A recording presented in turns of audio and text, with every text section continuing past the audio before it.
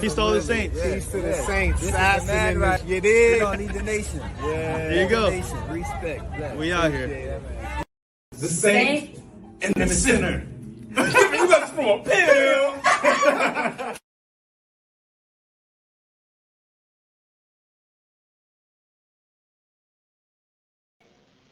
Peace of the saints.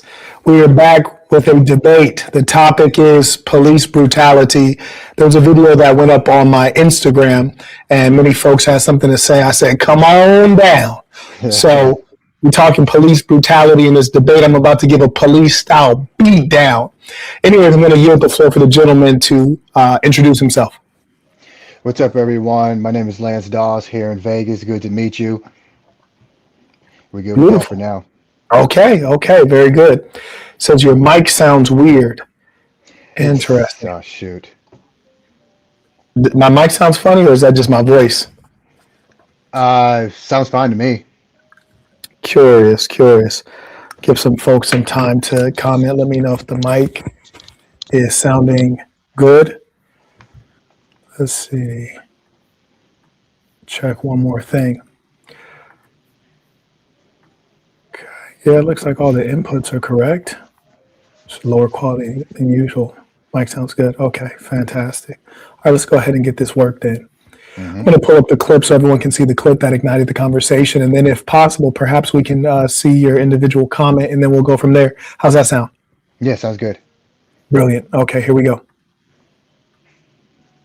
There we are. So this is the original clip. I'm going to rewind this from the top and play it for you. So you all just confirm you can hear and see the clip once it gets going. Do forgive me if my internet goes out. Whoa, what's that? Just clicked refresh. How do we get there? It happens. Yeah. But I do want to give everyone a heads up. I am in a developing country. So if the internet goes out, it is what it is. Yeah. So they slammed the boy's face into the back of the car. They're holding up his hands and pushing his head down simultaneously. The way they're pushing his hands are forcing pressure on those shoulder blades in a way that'll surely be injurious. You able to hear me over the video? Yes, I can. Okay, fantastic. So they're still bullying him in that way. When revolution screams throughout all of your neighborhoods, and the blood of these tyrants paints the ground. The idea that they have this teenage boy, and I don't know what he did. I don't care what he did. You don't have three grown men carrying a teenage boy and slamming his face into the cop car. That's not what the police are supposed to do. That's what the criminals are supposed to do. It's really despicable. Hey, fantastic. So we saw them, and that was clearly an intentional. They intentionally forced his face into that back of that vehicle. Now let's see if we can find Lance's comment here. Yeah, I believe I just said. Oh, go ahead. Oh, go ahead, please. I think I just said that I DM'd you. I commented on the other account that I had because, but hold on, I don't know. Fair enough. Do you recall the name of that username? Yeah, Jim Raver. Just type JIM. Yeah. Underscore Raver and then underscore. Okay. Yeah, you can find it there. So that's pretty much my position. I'm sure I got more, but it was along those lines. Well, would you be kind enough to restate that? I'm just looking through. I didn't hear what you said with regards to your initial comment. So there's something you said while you were talking after the video, and you said, I don't care what he did. So I guess that's where I chime in. I actually do care about what he did because that's where my argument starts, is finding out what he did. Okay. So go ahead. Feel free to elaborate, and then I'll reply. Okay. Well, I guess my stance is simple for now, and we can build up from there. And that is, if there was any criminal activity on the guy's part, then, I mean, and my stance is, I don't know if you know, but cops are attracted to one thing, and that's criminals and crime. So if you do not want cops to be on you like that, then you should choose a little bit better choices so that the outcome won't look like this. Yes, there are people who um, don't do anything, but I would imagine that's the minority. But in this case, I'm going to guess and assume that that force was warranted. Okay, so you're guessing and assuming. Is that based on no evidence, or do you have some evidence that prompts your guessing? Well, I would just say that it has to be. Well, I would say that because I don't know, your video was the first time I ever saw this. So obviously, I could not have known anything more about this video.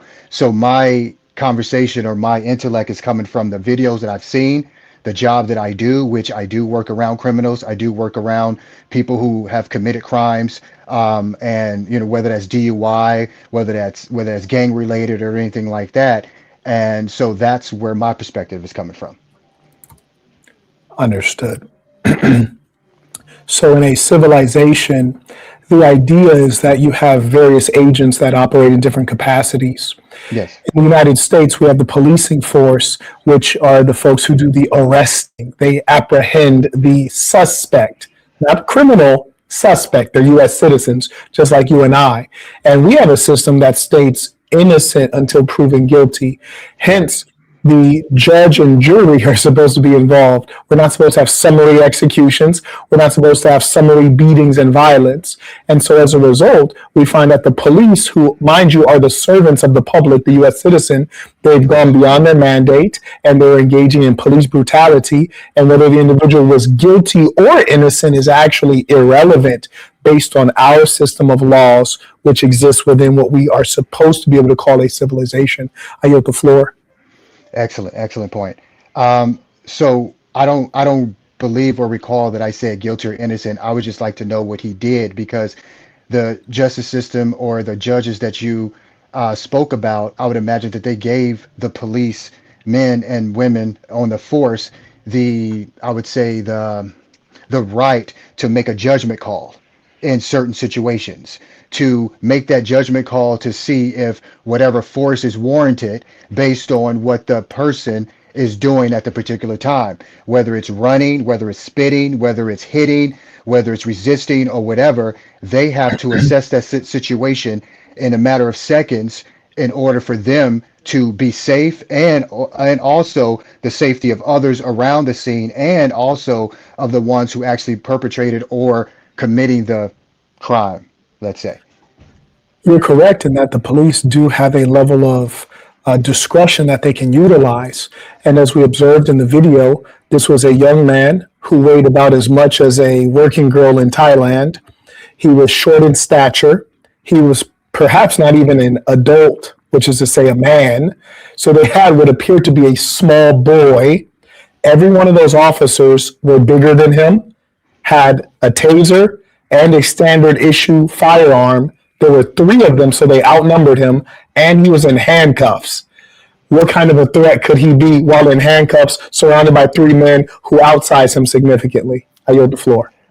So I'm going to say that, again, I don't know what type of threat he can be. There's no way that I can tell, but I do know that I would imagine if we talk to officers that there have been people that's actually way less than him, was less of an intimidating factor than him. And we could talk about women also in situations where they got the better of them, or the cop had kind of put their guard down just for a second.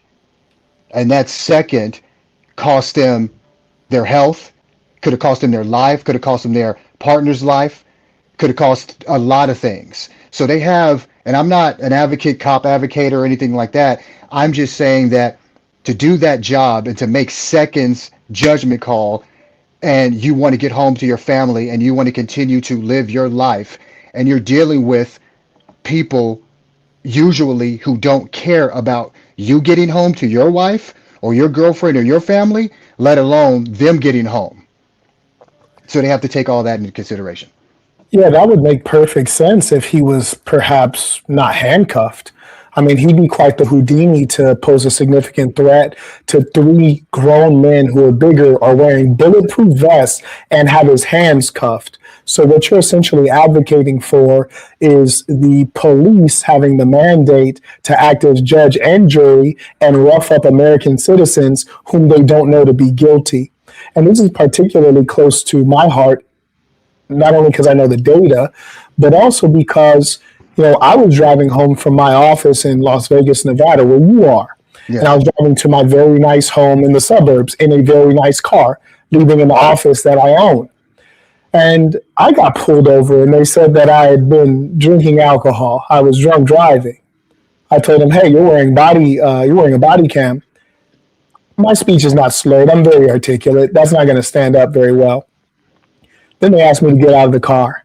Then they try to submit me to a field sobriety test, which is a scam. Then they tell me, "Oh, you're not drunk. You're high." High on what? Where'd you get that from? And this is all the tactics that the police use because they're a corrupt organization. And in fact, they're a criminal institution, an unethical institution that was created as a direct result of the slave patrols. And I studied under a scholar that taught me this. You can read a great book called, in fact, I'm not going to name it, but if anyone needs the name, I'll give them the name. In fact, I put it onto my Amazon book list. I'm just not trying to give any free promo unnecessarily. But anyways, the slave patrols are the origin of the policing force. They're a corrupt organization and always have been. They're the same people who stopped people who would look like you from getting basic services, from having the right to vote and the right to attend good schools. Sure. When the Third Reich in Germany ended, they crushed that government and put in fresh people. But we've had the same government that kept my ancestors in bondage, which is to say that probably there's some rotten apples and there's some institutional issues. Now, to the point of this young man being abused, using your logic, you would basically put you or I, who are law-abiding citizens, in the position of being roughed up by cops who maybe have had a bad day, who maybe have mental issues of their own, because after all, who'd want to become a cop? You submit me to that, even though I'm innocent and they may have the wrong guy? Are you at the floor? Yes. I have a couple of stories, and that's unfortunate. I've always lived in nice areas. My parents lived in nice areas also, and so I've had my run-ins with officers. And I could tell you, I don't know, about 2 or 3 years ago, I would say this, is that I've had a past of street racing, doing all this other stuff. So I was out there doing my thing. I got my gun in the car or whatever, because, I'm here in Vegas. And the cop told me, get out the car, turn off the car, and all these other things. And so I didn't know what to do. So he opened the car and he yanked me out of the car, and he, had me on the ground, and he pushed me on his hood. And he ran my background. Everything was fine. He told me, "Why didn't you tell me about the gun?" Because I said, "Hey, you told me to turn off the car, get out the car." I really didn't know which one to do. So he ran it, make sure I was cool, I was fine. And I told him, because I'm a man of accountability, and I said, honestly, because he apologized or whatever, I said, honestly, there's nothing to apologize, because if I wasn't out here doing wrong, we wouldn't be having this conversation right now. So that's one. So I just want to confirm, you were guilty of something at that time? Well, I was out there racing. I was out there doing takeovers and the law. Yes, okay. Right. So that's one. And I could have said that's a little bit more, or that's more excessive than I should have. It's not like I'm out there, killing or robbing. He didn't even see me doing what I was doing, so I could have a whole bunch of excuses that would excuse that behavior. But no, I took it. I like a grown man. You were breaking the law, though. Yeah. Okay. So I got another one. So that's the first one about me taking accountability, as far as if I'm doing something wrong. Yes, I could say that that's more force than he should have used, but no, if I was doing what I was needed to do, we wouldn't be having that conversation. Now move on to, I was in Green Valley, living over there, and I'm sure you know where that is. And when I first moved over there, driving my nice car too, living in my nice condo, 2 separate times cops stopped me. And you know what? I honestly think that because I was new to that neighborhood, that they didn't know who I was. Is it right? No, but that's the world we live in. And after they stopped me twice, I had no problems after that. because unfortunately, as messed up as it is that I'm about to say, and as I don't want to say this, but it's reality, is that this skin color doesn't represent itself very well out there in the social media in the world. So if I'm a cop and I'm a white cop or whatever other race, and I'm seeing how we act, I don't know if I'm that type of person that's going to act up, or if I'm like you, that is articulate, down to talk, very respectful. So I have to take all that in consideration and understand that they still have a limited amount of time to make a judgment call for the safety of themselves and the The safety kid of in the that video neighborhood. was not brown. He was white. Okay. Yeah, that's beside the point. I'm bringing up race because you were saying that people like you and me, so that's why I was kind of going off of that. Okay, so I'll address a couple of those points. So number one, the policing force in the United States, it is documented and agreed upon by scholars. They evolved from the slave patrols, which were used when the enslavers had a black human that wanted freedom and tried to pursue their freedom. The Hmm. slave patrols would go after them and hunt them down like animals. So you had animals hunting down human beings whom they viewed as animals. All right. At that time, that the slave patrol, which was essentially the police, did they also have to make these quick decisions, or were they just being violent because that's their nature? I'm just I curious as to, I asked that question again. I'm so sorry. I yeah. don't want to give the So wrong you were answer. Say it saying that, again. people with our skin color, the police might treat us differently because our skin color, we act up. Well, when the slave patrols were hunting down human beings with our skin color, was it because they act up, or because they were bad criminal type people, or Well, if you're talking about the past, are you talking about with the slaveries and all that? Is that what you're referring I'm to? just trying to understand. So the slave patrol essentially was the policing force back then. That's what the modern policing force has rooted from. And I'm just trying to understand your perspective.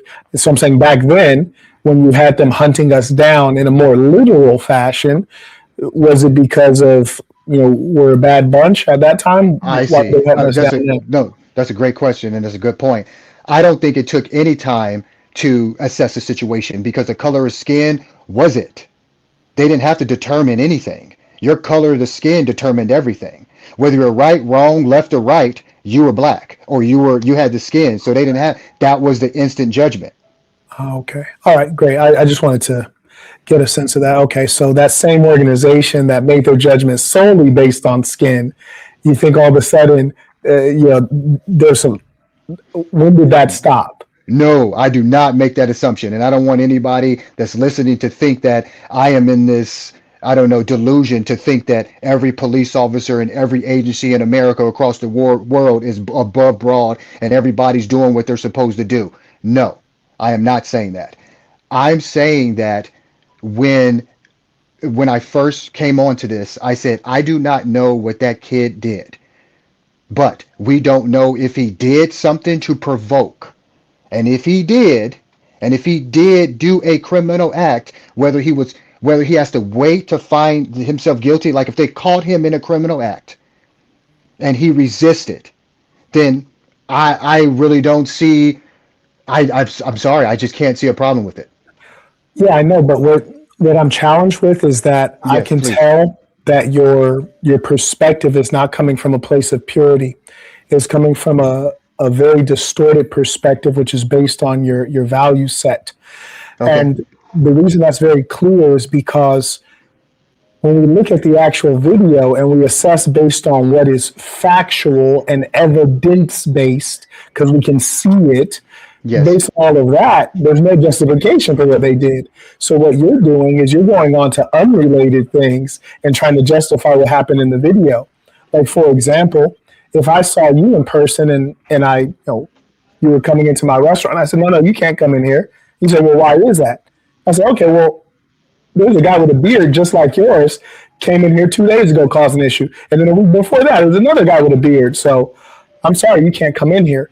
It is irrational and illogical, but very human. Like, I understand the human aspect, but it's not manly and it's not logical because we know that your experience as an individual constitutes narrative as opposed to data. Narrative causes bias. Data provides insight.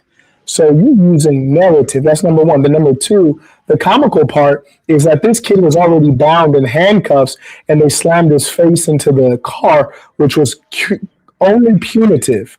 It was not to restrain him because he wasn't struggling at the point in which we could see him.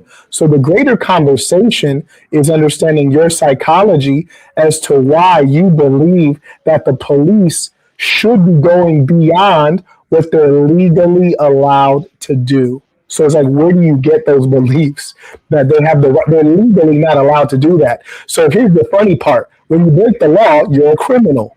So what sense does it make to have criminals arresting criminals? I yield the floor. Good point.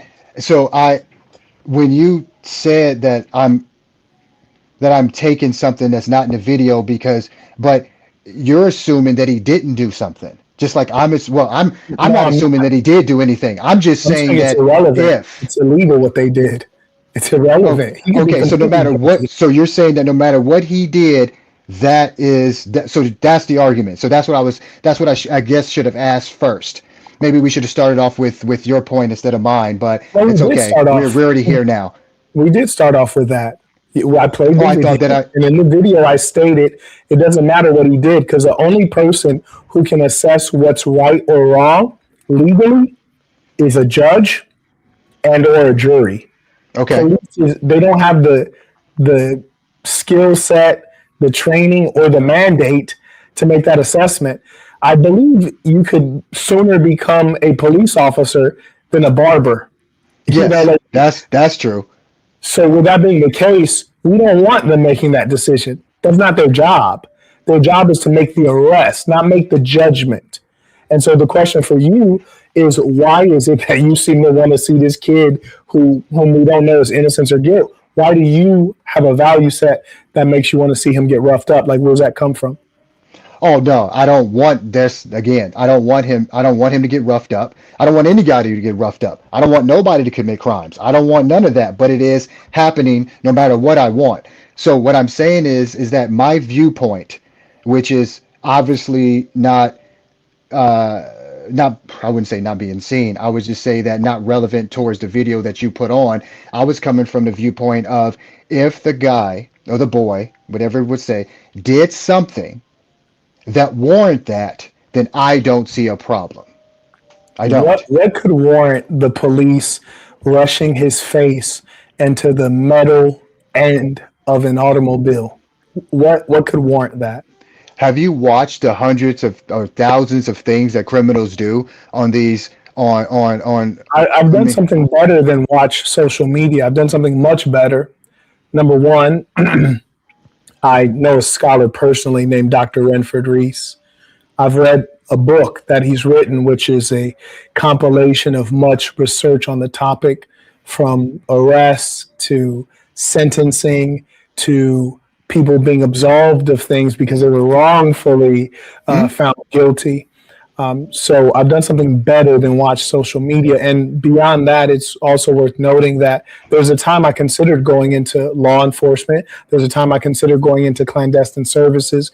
And because it was so out of line with my values and the way I think human beings should be treated and respected, I couldn't do it. I also worked for the mayor of Baltimore, so I'm quite familiar with crime statistics that you reference. But unfortunately, this is a simple case of law and order. If the government follows no law, the government will lose legitimacy. And that creates more of what you don't want, which is anarchy. The government has legitimacy because they create and enforce the laws. They have a level of moral authority. That's why we yield to them and pay the taxes and we don't revolt, because there's at least some level of belief that you'll get a fair shake. But if the government agents, the police, are ramming your face into the back of a car and they do this too frequently to where we can't say, oh, those are bad apples, to where it seems like standard procedure, then you will have the population rise up against the police. But let me tell you why you feel the way you do. Part of it, there's a couple of reasons you feel that way. But one of the reasons you feel that way is because you're in a society where people have not truly been molded into one. I sit right now in a very homogenous country. And if you're a citizen of this country, you look at the police, they're the same as you. You're the same race, same ethnicity, same language, Yeah, same yeah, religion. right. Their kids look like your kids. Yeah, I've said this exactly. Yeah, yeah, So there's no way any of you would feel good about ramming a kid's face into a car because even the police would grab that kid and he'd look like your nephew right. or your own son and you'd feel some humanity. But we're in a situation where we're so disconnected that we lose our humanity. And that's why you can say something like, it's okay to ram his face into the car. I give the floor. Yeah, that was good. I've for sure. I'm not saying that this is what I want, or but we live in a world where criminals are and people are just they don't care for whatever reason. They're doing horrendous things to people, to mothers, to sisters, to cousins, to mothers, I mean to fathers, to brothers, all of them, walking down the street, robbing them, raping them, stealing from them, all these R things word, without refrain from that R word you just used, but please carry on. what did I what R A. oh okay, yeah, yeah, got you. Sorry, my fault. Um, all these sexual crimes that people are doing, and I'm sorry. I just think that there has to be some type of you talk about revolt or rebellion. There has to be a rebellion against that because people are literally acting a fool because of the consequences that they're not getting. All these people are getting little sentences or being let go. And, like I said, I run a group that these people have 3 DUIs and they're not in jail yet and they're able to drive. 3 DUIs already and they're still out here driving amongst us. Not to Okay, mention, now, so here's the challenge. You're blaming the citizen when the actual problems you're really describing seem like they were created by government. Well, how Marquette, what so? do you mean? Yes. If the person has 3 DUIs and they're still allowed to drive, you need a driver's license to drive. Where do you get that? From me? From you? From the No. citizen? Or do you get that from the government? The DMV government, I mean, officials. The Yes, yes, government, yes. right. So if the government's permitting them to carry on in their misbehavior, then that lets you know that the government is at fault. And the government is also the police. So you're expressing frustration with the citizen when in actual fact you should be mad at the ineptitude of your government. That's number one. And that's Okay. precisely why I said that we need a revolution which will crush the existing government because it's immoral. Marquette, well, why do you say the existing government is immoral? Well, I think in Nebraska right now we have about 3,000 people being laid off. Something to do with beef, cows. Mm. Our farming has been upset. In fact, our food supply has been upset by the evil people in government. Donald Trump allowing regulations to fall away that protect us from pesticides and certain chemicals on our food. He's giving billions of dollars to Argentina, another country that produces beef that competes with our beef, soybeans that compete with our soybeans, and they steal our tax dollars to do all of that. Mm-hmm. So all of the failings you're seeing in the society, it's downstream from government. Individuals are reactive. The government is proactive. They set the laws. They set the policy. They decide on the culture. They're the reason that 2 males can get married. They're the reason that your kids learn gender ideology in public schools because public schools are government schools. Mm-hmm. So the question is, where do you get all this faith in government, which is failing consistently? Oh no, I don't have any faith in government. Anybody that knows me knows that. But I will say that because I'm big on accountability, yes, maybe the court will allow you to, still drive or go to this program, whatever, to avoid the felonies, but it's still individual responsibility.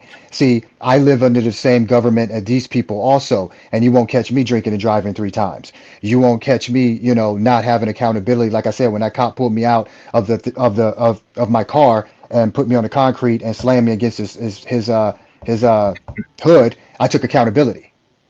and under the same government and in the same society.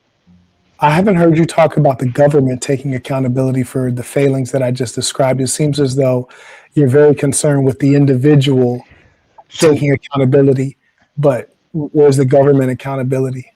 how do you take, that would be a quick question. How does the government begin to take accountability for people who get used to consequences? Like, how do you take accountability for people who say, oh, I could do 10 years in jail, no problem? No one says that, really. No one really says that. Are you sure? Oh man, I'm recording next time, and I don't know how many times have I heard that. Do record, because I used to actually work in pretrial services in Oakland. I think it's called a Wiley Manual Courthouse, to be exact. Okay. And in pretrial services, I interview the accused. They're not criminals; they're the accused. And in interview, now most of them are probably guilty. Let's be real about that. But at that stage, I'm talking to them; they are the accused. Got it. And as I speak to these mostly young men, they would cry with real tears. I never spoke to anyone saying, oh, I could do 10 years. They ain't want to do 10 days. So this is mythology that we have hardened criminals in the multitude. No, this is a very rare thing that you have hardened criminals. Even real criminals don't want to go to prison. It's a terrible place. I don't know if you've ever been there, but it's a very bad place. I used to, as I said, work for the government, and there's times I had to do things with Santa Rosa. But the fact of the matter is, what you're talking about is a failing of government addressing the situation at the root. Now, mind you, I'm a small government guy. I don't believe in big government. But if government is going to run the schooling system, there should be character education. Don't litter on the ground. Be polite to others. Don't steal. Be on time. Be honest and true to your word. There is no character education whatsoever. In fact, there's the opposite. There's education in immorality. That's where you get all the skittle guzzling. That's a failing of government. Furthermore, I'm against SNAP benefits and welfare and all this stuff. So that should be done away with completely. But if you do it and you know someone's not working, why aren't they getting character education as a requirement? They should be doing online education, character education, so that the government can bring them into better values. Right. So if the government is going to play dad by providing the benefits, why is it not playing dad by providing the values? So what I'm pointing out to you, when you identify these different things, it's failings in government. If someone's a repeat DUI person, after first DUI is pretty bad, second DUI, there should be severe consequences. You think? Third DUI, you should get the same time as a murderer, because that's what you are. You're a killer. Right. But that's government's failing. And in fact, government used to have something called prohibition, and prohibition didn't work for a number of reasons. And in large part, it's due to the failings of government to properly enculturate people with good values. So long story short, my perspective on what you're sharing is that the small number of things that government should be doing, they're failing at. You've not once addressed government accountability or what government can do to be more effective in the small number of roles they're supposed to fill, like running prisons, administering justice, educating children, preventing DUIs. The government could stop DUIs wholly. They could just say no alcohol. There are governments that do that, mind you. Our government could do that. They choose not to. So that's largely due to government folding to business. You see, the people who own Hennessy, the people who own all of these liquor brands, they have more influence than what is right. Mm-hmm. I get the floor. Great points. I appreciate this conversation. I would say that one of the words that you said about if government's going to be the parent or the father, you said? Okay. I know, and I'm sure you know, that no matter what a parent gives you out here, they're always going to be lacking something. So you never get 100% from any parent. You can have a 2-household parent, single father, whatever. They're never going to give you everything. It's your job as an individual to go out and get what they don't provide. See, that's me and my accountability. Yes, the government provides SNAP. It provides a whole bunch of other things that, like government assistance, unemployment programs, whatever it is. It's your job to go seek out other avenues to make your life the way you want to make your life. It's because of the lazy mind and it's because of the victim mentality that people don't go further. My mom, my stepdad didn't teach me everything. They had a part to play in my life, but I went to go figure it out. So that's that. And there was I another think we agree point that, there. excuse me. We agree there. Okay. And Yeah. then there was something, oh yeah, and a little small point that you did. So I run groups, and this one guy just this week, he said to me, he said, I would commit crimes on purpose, and this, I think he's in his 30s already, so it's not like a hard career. He was a gang member in LA, and he said that he would commit crimes on purpose because all of his friends were there. So sometimes he didn't even commit the crimes. He said he would take the case because life in jail was better than life on the outside. So I've been at this particular program for about 6 or 7 years right now. Been doing this for about a decade, and that is the narrative that I hear constantly and continuously is jail is fine. I'm fine. I'll I'll go to rehab. I'll go to jail. I'll go to the detention center. Not everybody, of course, but This is a minority that you speak of, no doubt. And let's say for the I'm minority sure. that minority of folks who are miscreants, criminals, low IQ, have various mental deficiencies. My personal view is that they should be executed. And I don't mean that figuratively. I mean, they literally Literally. Wow. would Yeah. be executed. And this is not necessarily because they've committed a crime. This might be because they're a weight to society. So there are certain IQs that you're of no benefit. You're only a burden. You should probably be executed. And I think that that's a form of compassion to the society. Some persons, if we find that they have a violent streak that is persistent and we're certain over several crimes that this is their nature and they're unrepentant, then we should just execute them. So it's the accumulation of crimes that establish an undeniable pattern, and we find the person to be unrepentant, then we execute them, we get the situation solved. Now, let me ask you again, that execution would be done by citizens or by the government? The government. By the Right? government, Yeah. right. So the Yes. fact that Yes. it's not happening is a failing of the government. Yes. And Okay. unless we hold government accountable for better outcomes, then we're not going to get better outcomes. And so that's why, again, I'm saying that, well, yeah, accountability. I totally agree with you there, personal accountability. And the government also should be accountable. They don't even balance the budget. There's an That's for assumption sure. that the budget is not supposed to be balanced. How could we ever respect a government that talks about personal responsibility, like managing your finances, when the government doesn't manage its finances? Does the Pentagon pass audits? Does the CIA have a public budget? Does the military-industrial complex stay out of control? So these are all things that must be managed on the government side. Now, again, getting back to the value set that causes you to say that some kid whom we don't know his background, it's okay, they slam his face into a car. I just attempt to use empathy every now and then, and I ask myself, if that were me, innocent, or my child, innocent, and they slam my child's face into that car, what would be the upside of that? Like, what's the good that comes out of that? There's literally no good. There's not one shred of positivity. Yeah. What could be the downside of that? I hate to speculate on what I would do because a lot of people say what they would do. Similar to yourself, I do make sure that I'm always protecting myself because I don't rely on 9/11. I don't rely on the government. If there's an issue, I'm going to take care of it immediately. I just have an eerie feeling that if I was armed, and 9 out of 9 I would be armed, and I observed the police slam my son's face into the back of a car, a cruiser, I have a feeling that I would empty the magazine on that firearm as a duty, as a father, to protect. And I would empty it so quick, I damn near wouldn't even care if I hit my own kid. That's how much I'd be interested to make sure that magazine is completely empty.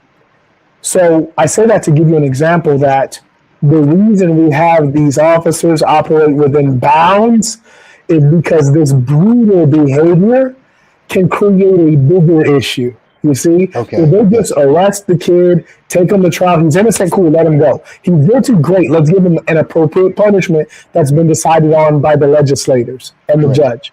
Great. But you're roughing up the kid. Now you got vigilantes. You might have the kid's family. And now the cops who you said want to make it home tonight, they may not make it home just because they were being unnecessarily brutal to that child. Because unfortunately, I have a very strong feeling. I'm very confident that if I observe someone that doing that to my boy or my daughter or my wife, that I would draw down on them and I would empty that magazine and I would plan on dying. I wouldn't even be trying to escape or survive. I would. Arrest I feel the kid and then take them on. I yield the floor. I feel that, man. I feel that. I hope, every man has to do what he feels like he has to do. So I'm not saying you're right or wrong, because you have to make that decision in that particular situation.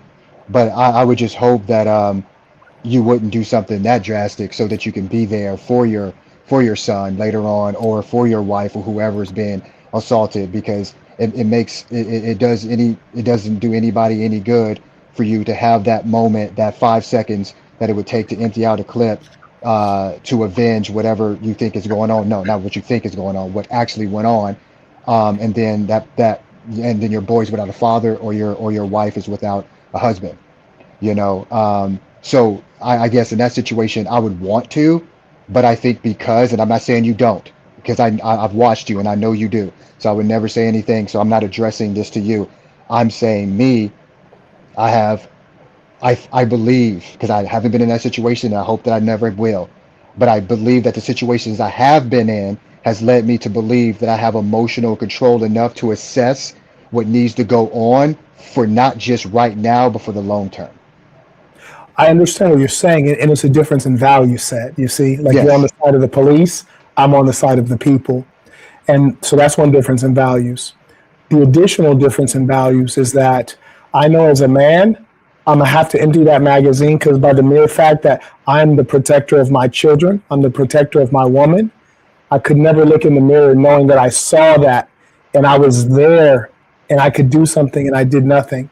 So rationally, it would go through my mind very quickly. If I see that going on, I run over there and try to do something, or run over there and start babbling. They're going to do me the same way. So I'm not even going to get within distance of them to put their hands on me, because I'm already outnumbered and outgunned. So I'd rather stay where I am and pick them off and then deal with whatever consequences may be immediate. And I'd rather be martyred, because I'd end up taking myself out, because I could never, ever, ever, ever, ever live with seeing men manhandle my woman or manhandle my children. Yeah, and I for was sure. raised a part of the warrior class. We have different types of people, different classes of people. Like, for example, a lot of the young black folks, we call them gang members. That's our warrior class. They're misplaced because black people in America are in captivity. It's our warrior class, but they're soldiers without a general. They're lost.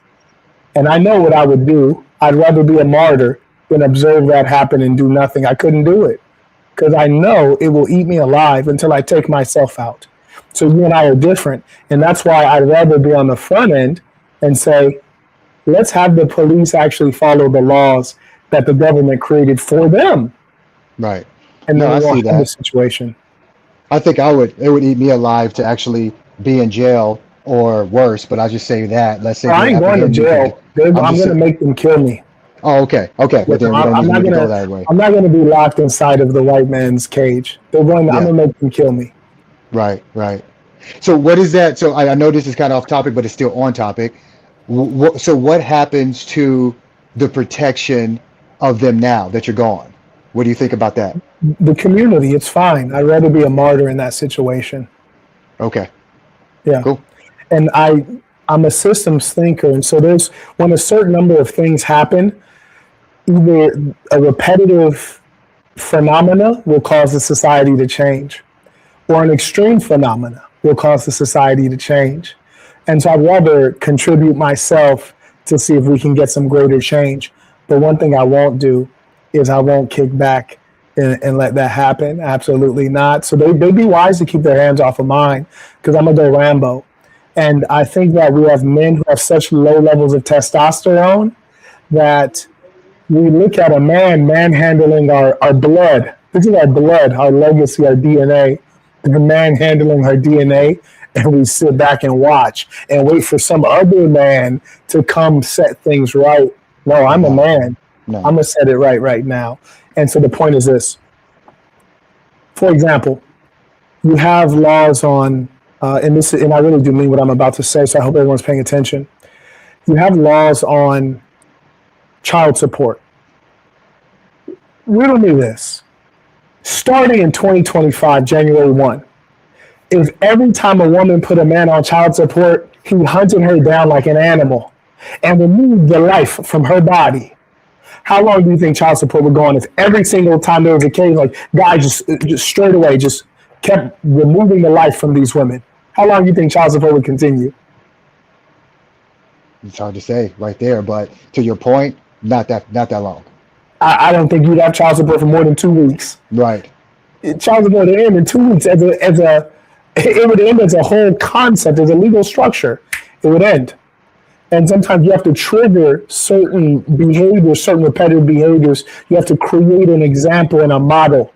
Or there's a martyr situation wherein one person who has enough value is sacrificed, and then it creates a bigger movement afterward. When Jesus was alive, how many disciples did he have?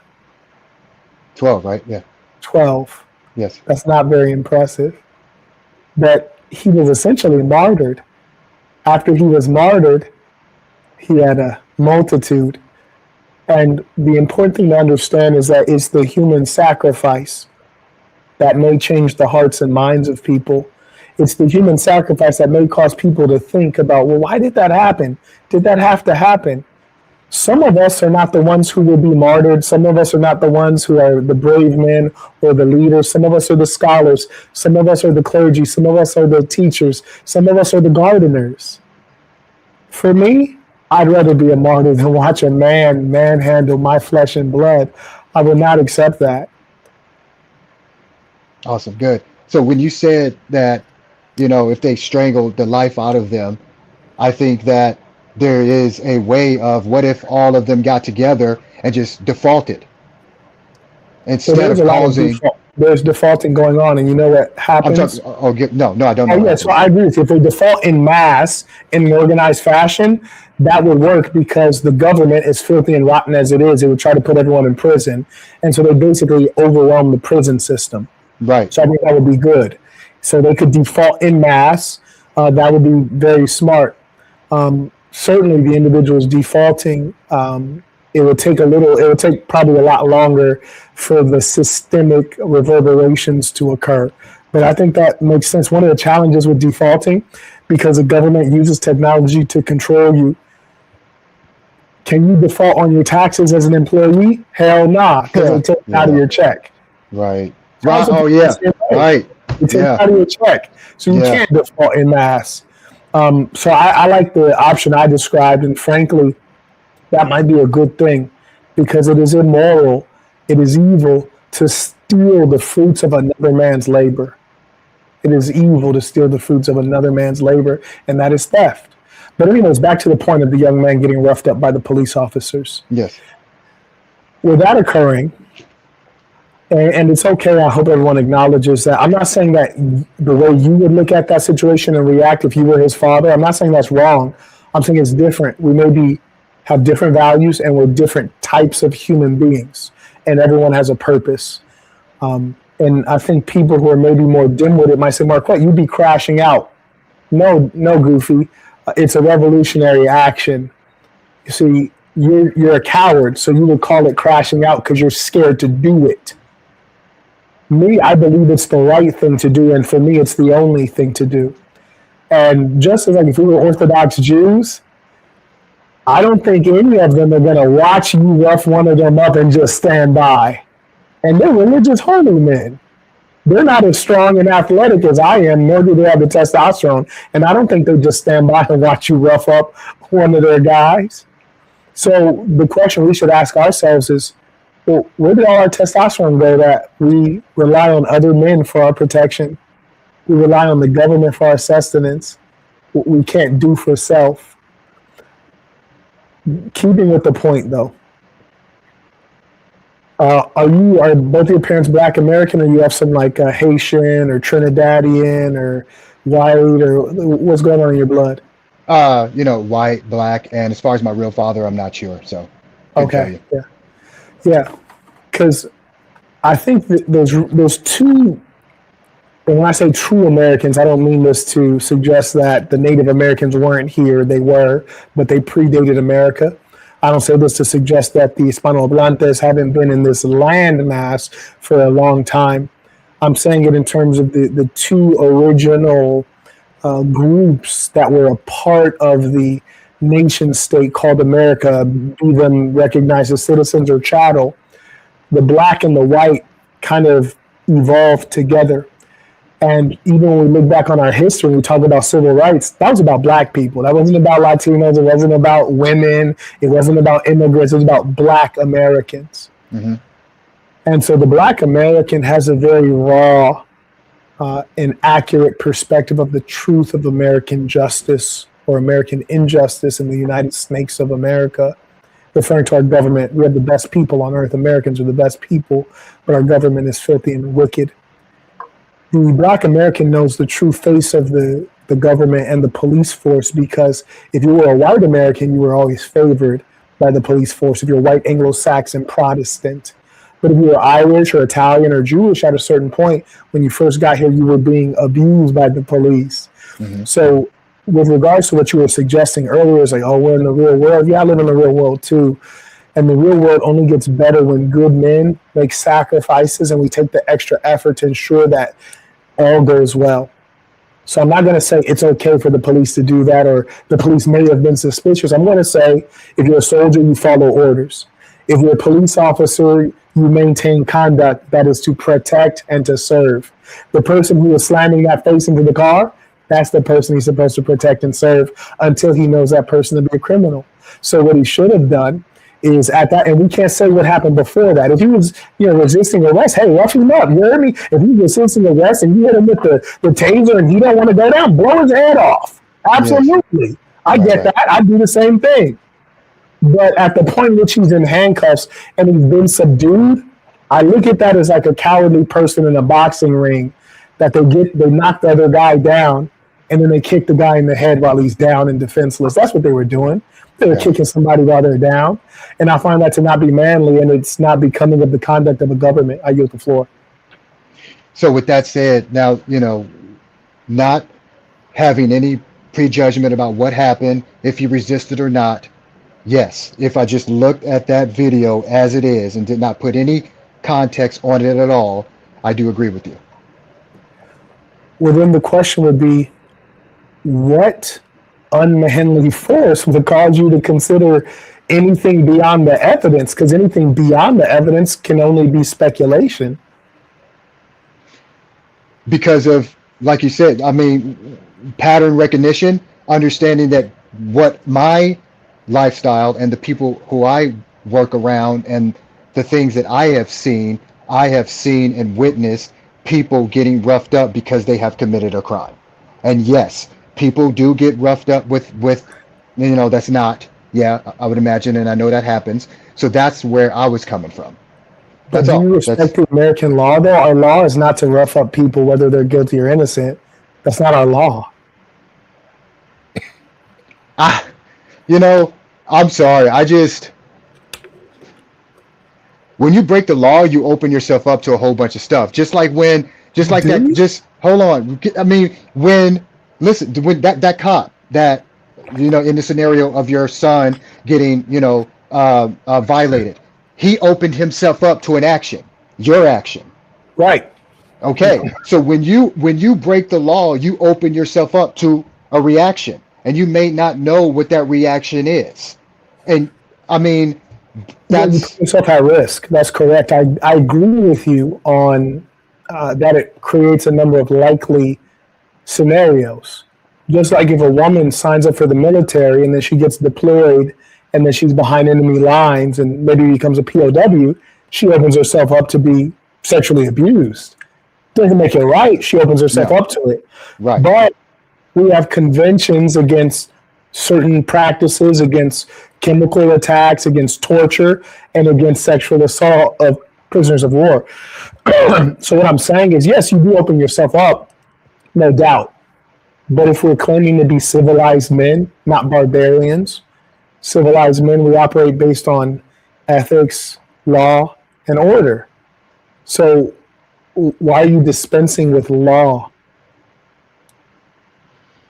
What is the reasonable force of an officer? So what did he do in that video? Because you said you worked in the you worked alongside, law enforcement and all these other things. I've not worked alongside law enforcement. I don't want to misrepresent that. Good. I'm glad I stated that I considered going into law enforcement as well as the clandestine services. Yes. I actually applied to clandestine services.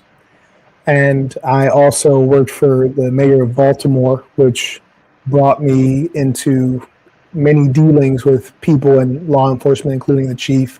So I'm familiar with crime statistics and statistics on drug consumption and things like that in the city of Baltimore and generally in urban environments. And as another role I had some dealings with Santa Rosa. So, and also, of course, I'm personal friends with people who are academics and write, peer-reviewed pieces on the topic. So when you mention pattern recognition, the most important thing to understand is that the pattern that you recognize with your eyes in a literal sense, that's not a pattern. That's personal experience. And this is an important thing because the white supremacists will often claim that's pattern recognition. No, that's not a pattern. That's personal experience. Pattern recognition is what you would observe in a data set. You would need a large sample to see things reoccurring. I'll give you an example just to make it more clear for the audience that's watching. For example, I'm in a very homogenous white country, and I literally have not seen one person who was black, and I've not seen one person who's Asian. I've not seen one person who's Indian or Arab since I've been in this country. I've been here for 1 week. Wow. No one is going to guess what country I'm in, so don't even try. It's an irrelevant backwater. But my point is this. They've treated me so wonderfully in the places that I've been.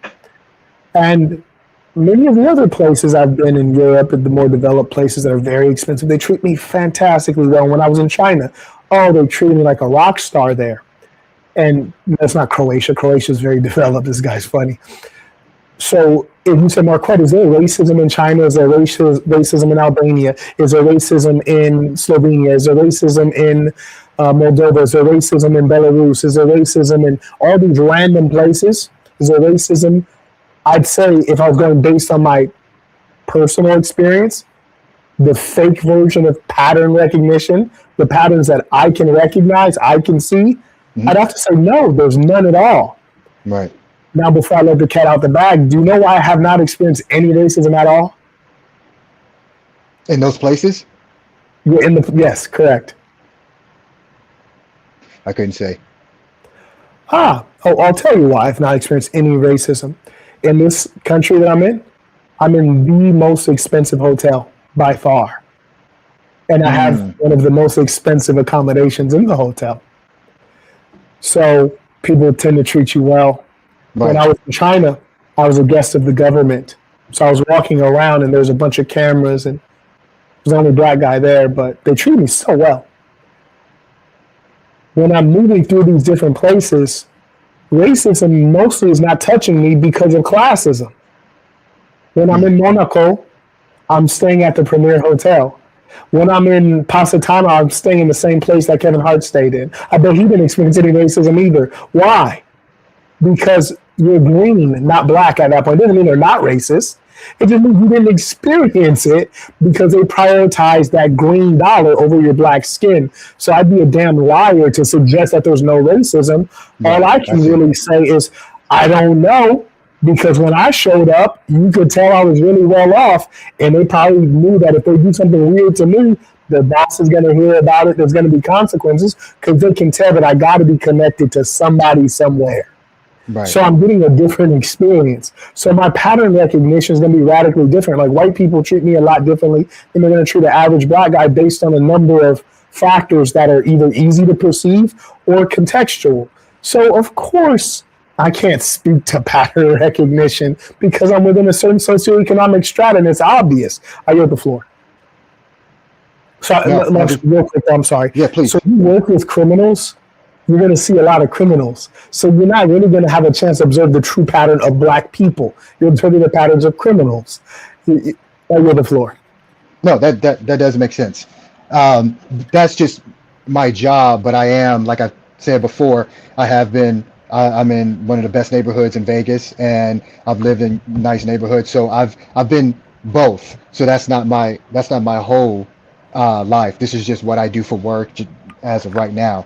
But I have nothing. There was no question that you asked me, so I have nothing to add to that particular statement that you made. So what do you?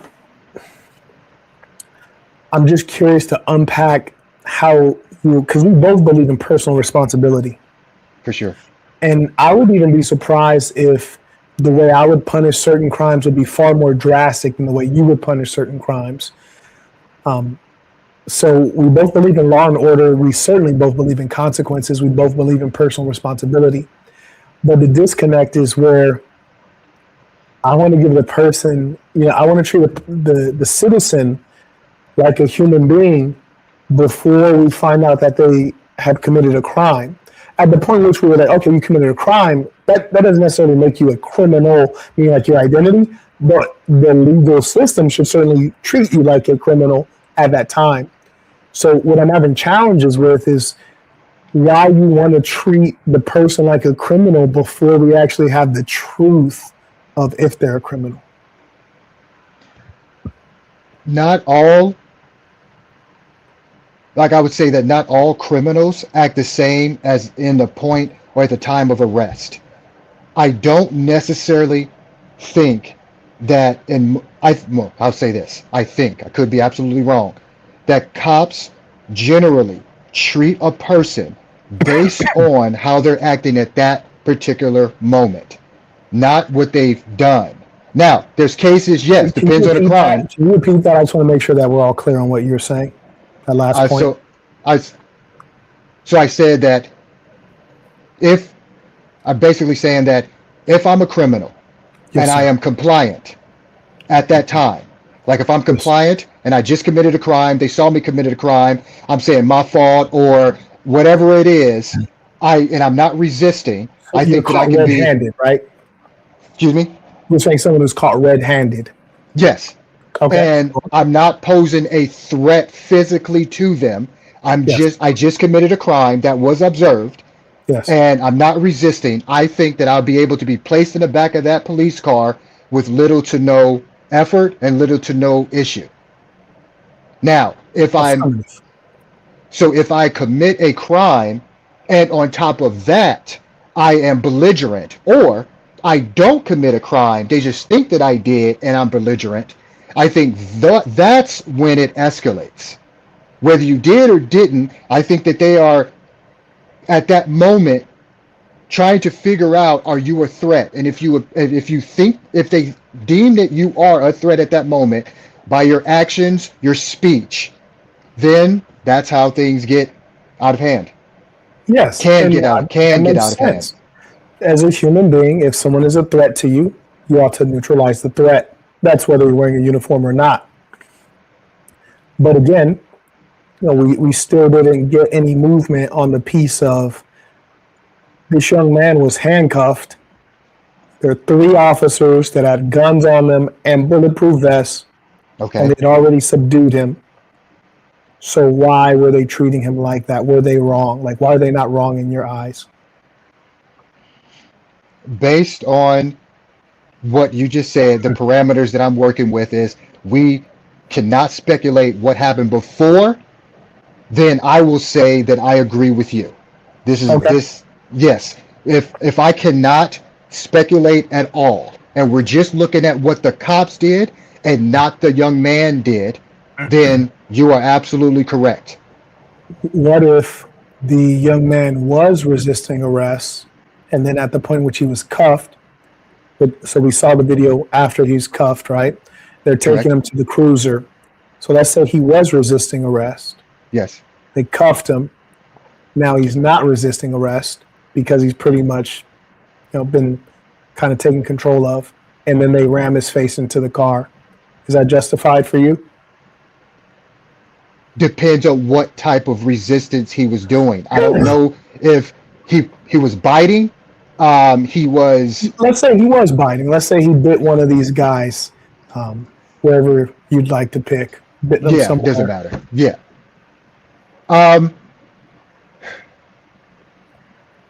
Just as you say that some of the things that what you said that some of the things that you believe, like as far as punishment and consequences, are a little bit more heavier than what I would. I think that I am that for this situation.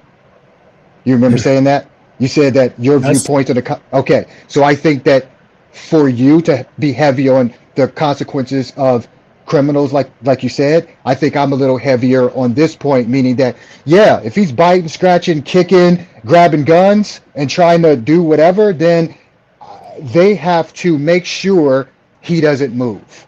They have to make sure that he understands. He bit someone, but now he's cuffed. Oh, okay. So right. So now he can't do anything. So I'm saying, really, just if let's just, and this is all fiction, right? This is a hypothetical. Yes. The young man bites one of the officers. The three of the officers get him under control, get him cuffed. He's already bit someone, but now he's subdued. They're carrying him to the car. Is it okay for them to ram his face into the car? Yes or no? Why?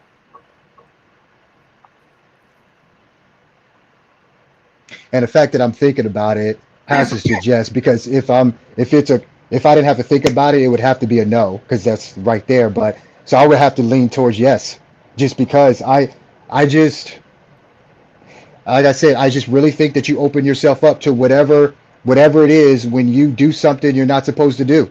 When you do something you're not supposed to do, then you open the door for others to not to do what they're supposed to do, or you're open to several consequences. A lot of people just don't want the consequences. They want to do what they want to do and have the other person restrain themselves. They want to bet that, oh, he's an officer, he's not going to take it too far, but I can take it as far as I want. So it's that. Let me ask you this. Yes. So we'll take the scenario, the assumption of he bit an officer. And so you're saying the officers have the right to rush the kid's face into the rear end of that car, that cruiser. Fine. Do the officers then have the right to press charges on the young man for biting them? Or is that just, it cancels each other out?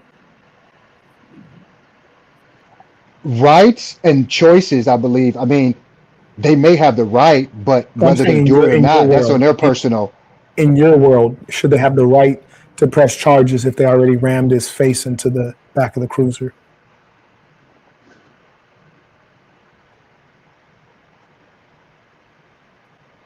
I don't know who would do that. I mean, shoot. I'm sorry. I just, if he bit the officer, wait, first of all, do you know that there's cases that cops actually try to sue or try to, I mean, I never heard of anything like that, so I don't know. They don't sue the perp, they just write up a whole bunch of charges. And this is typical government strategy 101. They always put more charges on you than actually makes sense. Yes, I'm aware of that. They even have things like wire fraud, which is like no one really knows what it means, and it's completely ludicrous. And like P. Diddy got hit with a RICO charge. How are you going to get a RICO charge? You're just one person. So yes, of course, the police are going to slap extra charges on you, and if you breathe on them, then they're going to slap you with a resisting arrest. They're going to slap you with assault on a peace officer and all this stuff.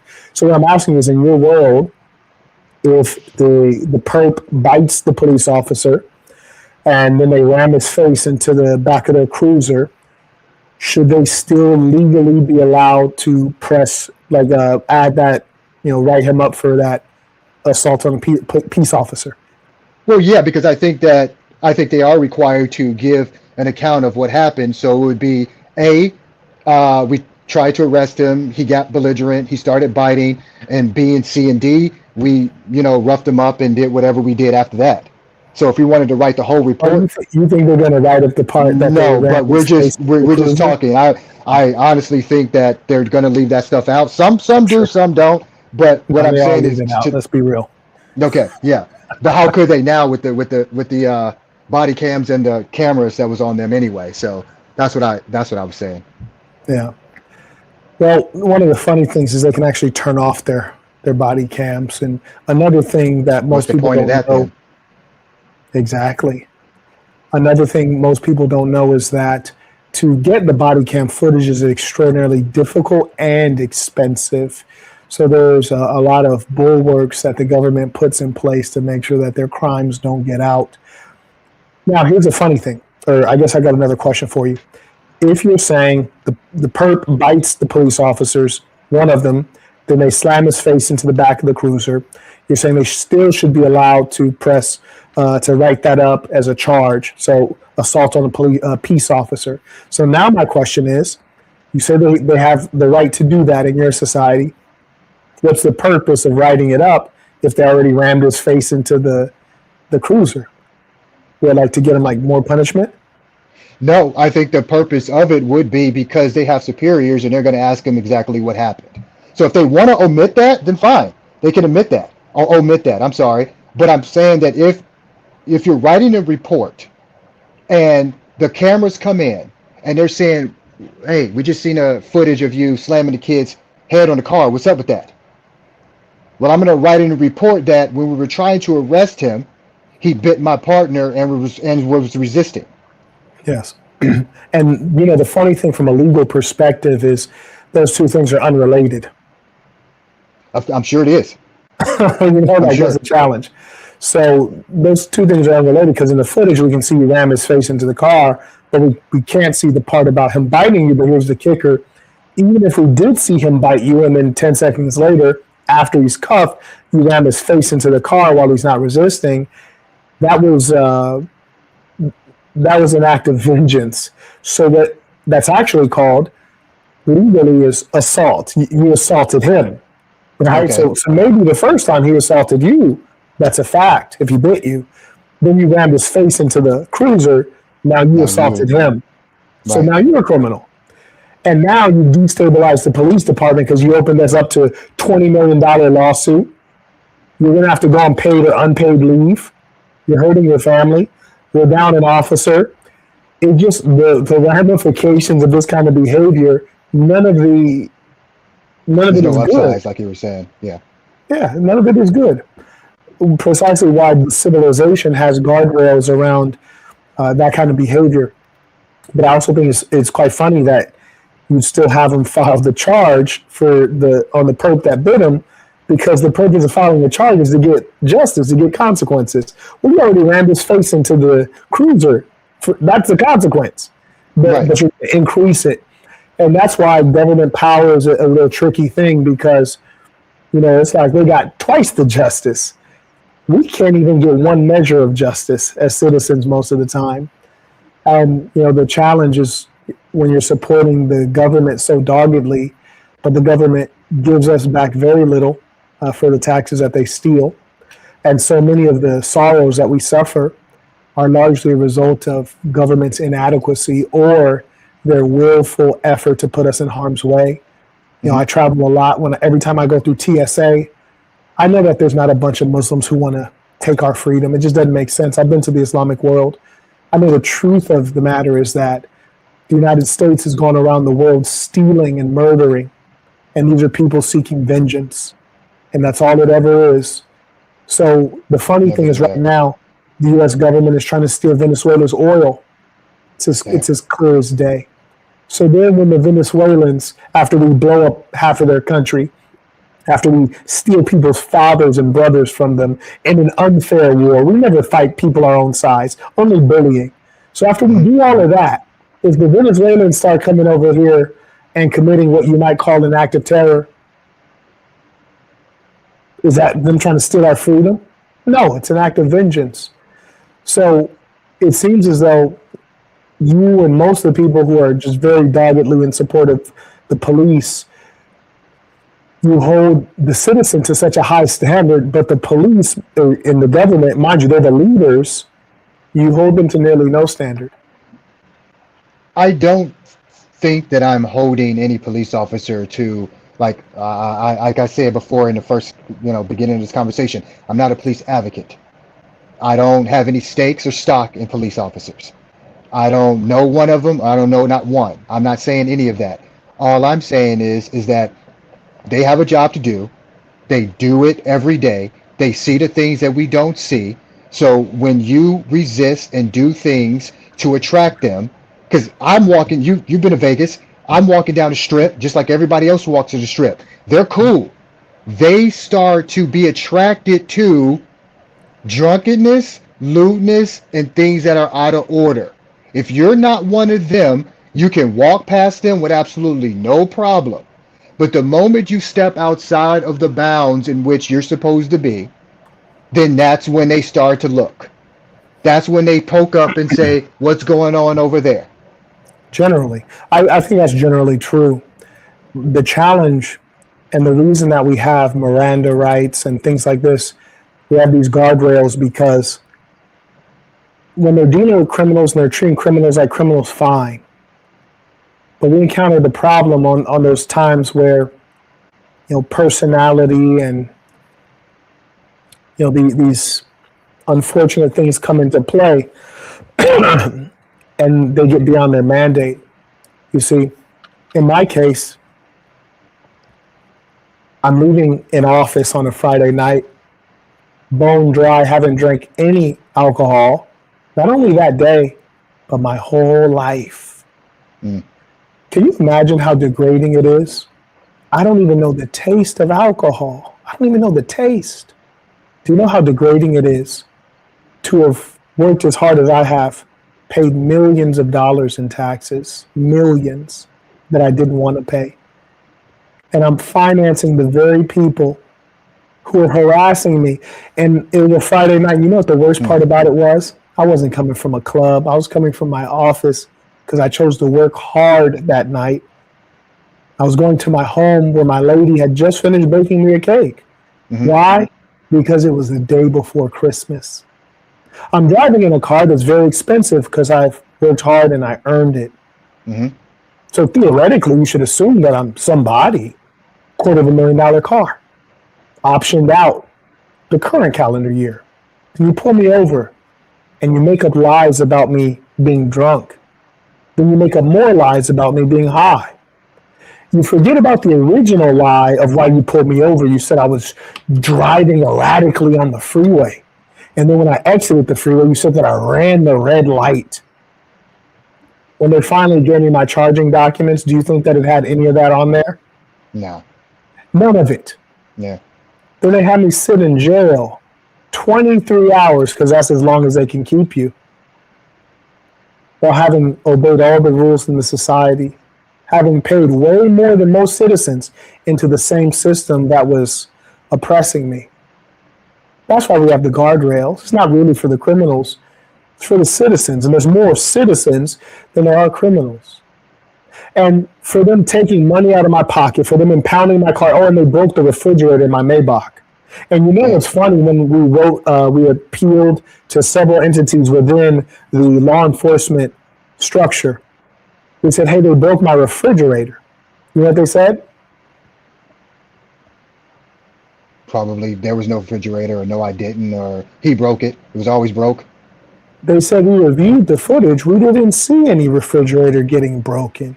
Right. Now, mind you, what are the chances somebody who's driving a car that's $250,000 and it's the same calendar year has a broken refrigerator? What are the chances that I'm driving around with my refrigerator cover unhinged and the champagne flute's just flopping around because it's unhinged, because it's broken?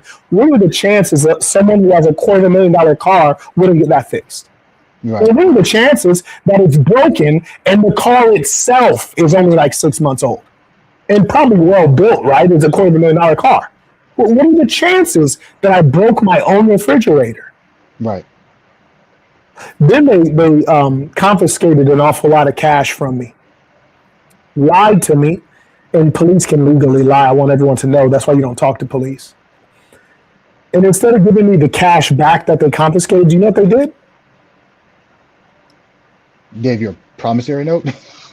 So I'll get you back. I don't know. They said because of the amount that we took, well, first off, they said we can never give cash back. If we take cash, we don't give cash back. I was Right. like, that's weird because if you take my cell phone, you give me my cell phone back. The cash similarly is property. Why all of a sudden can you not give it back? Oh, that's how evil your government is. The government you like and respect. So they wrote me a check. They said there's a Why do you maximum. say I like and respect that? Anyway, That's go why ahead. we're I'm here sorry. having the discussion. Yes. They wrote me a check for one amount, and then they gave me a whole bunch of like disposable ATM cards. I think it was like $500 increments, or maybe $450 or $800. I don't remember, but there's a lot of them. And anytime you use these to withdraw the money to get your money back, you get a fee. I forget how much the fee was. It was like 5% on the amount of money that they stole from me. That's a lot of money. 5% of 100,000. That's a lot of money. Right. Did I get a service for that? So you're telling me someone who my effective hourly rate was like $883. But if I do work, that's approximately what I would get per hour. So you put me in jail for 23 hours, gave me no compensation, gave me terrible food, didn't even let me change clothes. I was in there freezing. You stole my time. You had me in there in jail during Christmas. You broke my Maybach. Oh, you also towed my Maybach, which is crazy because I was telling them, hey, I'm like 2 minutes from my home. My lady could walk here. We have other cars. She'll drive here and get in the car. I was like, let my lady come get my car. They insisted on towing it. We had to pay a fee to get the car out of towing. And then we had to pay $8,000 to get my refrigerator fixed. So you're telling me that, and then they took a blood draw comes back clean. Then the judge had the nerve to say to me, after 23 hours when they're letting people go on OR, he says, hey, stay out of trouble. I almost lost it.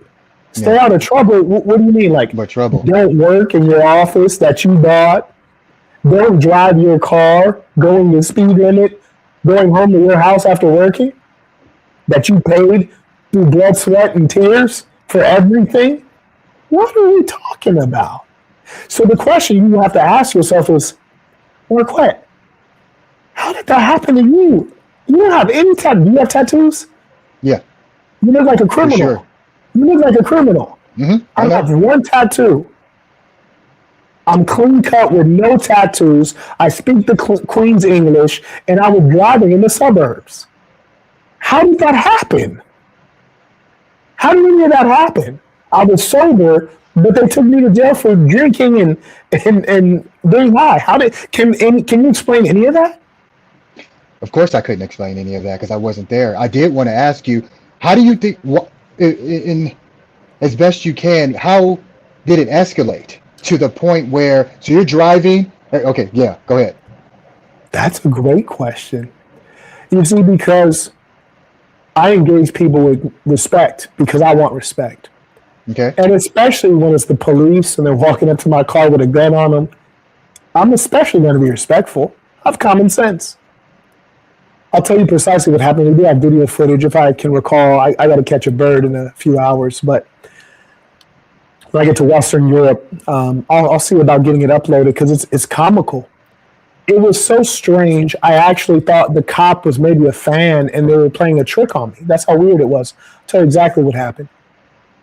Cop pulls me over. He walks up. Now, mind you, I was abiding by all the speed laws and everything.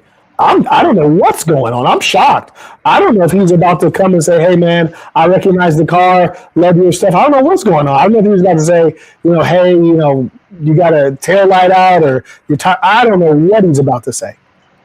Walks up. I roll down the window. He says, you ran a red light back there. And in my head, I'm thinking, no, I didn't. That's a complete lie. That's what I'm thinking in my head. He's like, you know you run a red light back there. There's a question, because what they try to do is they try to get you to incriminate yourself. They ask questions. And in my head, I'm thinking, that's absolute nonsense, but I don't argue with peons. So I say to him, do you mind if I grab my license and registration and insurance? He says, well, you know you ran a red light back there. And I say, if you don't mind, I'll grab my license, registration, and insurance. My insurance is on my phone. My license registration is in my briefcase. It's in the back seat. I'm gonna have to turn around fully to reach it. And the Maybach it's a long wheelbase car because it's a personal limo. So it's very far back. So I really gonna have to turn around. So I'm just telling him like, hey, I just want you to know I'm really gonna have to turn around to grab it. It's in my briefcase. And then he says, why aren't you cooperating? And in my head, I'm like, cooperate with what? The only thing you're legally allowed to get from me is license, insurance, registration. Now, here's a funny thing. They don't need your registration because they can automatically scan your plates and they have all your information. They don't need your license and they don't need your registration. The insurance, yeah, they can take a look at it, but frankly, even if I didn't have my insurance, they'd probably write me a ticket and say, hey, get it. Well, I have insurance, I had everything, and it's all in good standing. So I knew that it was a game of some sort. So he says, why aren't you cooperating? And I'm in my head, I'm thinking, what are you talking about? I said, do you mind if I grab my license, registration, and insurance? Because this is a traffic stop. That's the only thing that's relevant here. Then he says, do you have any drugs or guns on you? And then at that point, I'm just like, I thought you said I ran a red light. So there's an attempt to escalate it. So at this point, I can see that there's something fishy going on. Mm-hmm. So then I repeat, I can get my license, registration, and insurance. He says, get out of the car. I literally thought he was joking because it just didn't make any sense. I hadn't broken any traffic laws. I'm ready to provide the information that you should want. So I know something's weird. And he says, get out of the car. I said, are you serious? He said, yes, I am serious. Get out of the car. So then I realized, like, okay, wow, this guy is serious. Like, there's an issue here. I open up the door. I'm getting out of the car. And then I say, I don't consent to search, which I don't. And the truth is, and the law is a little funny, and the government never respects their own laws. If your firearms, you have a firearm, you know that a car similar to a home is considered a domicile, which is why you can have the gun in the car, because it's like a home. So if I say I don't consent to search of my car, it's the same thing. You need a warrant to search my home. Similarly, you need one to search my car, especially because this is a traffic stop, isn't it? I get out of the car. I say, I don't consent to search my car. I was trying to close the door behind me. He steps in the way to block it, which should be on body cam. Then he says, I want you to do a field sobriety test. I say, no, thank you. He didn't say, I want you to. He says, will you do a field sobriety test? And I say, no, thank you. Why did I want to do a field sobriety test? Because you said you don't admit omission if you're doing all that, right? I've never did a field sobriety test, so I'm not sure. I've done one before, which is ironic because I've never drank alcohol. I've done one before, but why do you think in this instance I didn't want to do a field sobriety test? Because it was irrelevant to the red light. It is irrelevant, but more importantly, the field sobriety test, they said, touch your nose. Yes. Touch your nose. Walk forward. Say the alphabet backwards, starting from Z. Many people couldn't do that sober, but point is, if I touch my nose, what's the scientific measure to see if I'm actually touching my nose? There isn't one. It's the cop's opinion. When they say walk straight in a straight line, what's the scientific measure to see if I actually walked in a straight line? There isn't one. It's the cop's opinion. Mm-hmm. So what he was trying to do is have me take a subjective test that he's grading. Now, let me ask you a question. Before I got out of the car, he says, you've been drinking. And I said, no, I'm not. I'm not slurring my speech. I know you can't smell alcohol because I don't drink, and I don't hang out with people who drink. And no one's been drinking in my car. I know you don't smell that. And he says, no, you've been drinking. And then that's when he goes through that bit.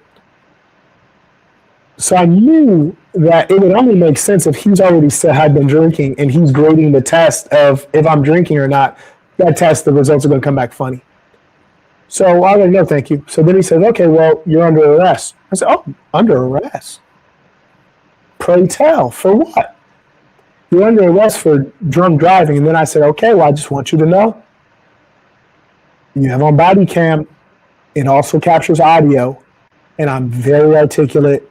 There are no words being slurred. I'm extremely coherent. This is not going to go well for you. I just want to let you know, I live 2 minutes from where we're standing. You can just let me go. I'll get back in my car. I won't say anything about this. Right. You forget about it. I forget about it. Enjoy Christmas. Because at this point, I just want to go home. I'm close to my house. They are harassing me in actual fact. But I'm like, dude, I won't follow anything. Just let me go. You go about your business.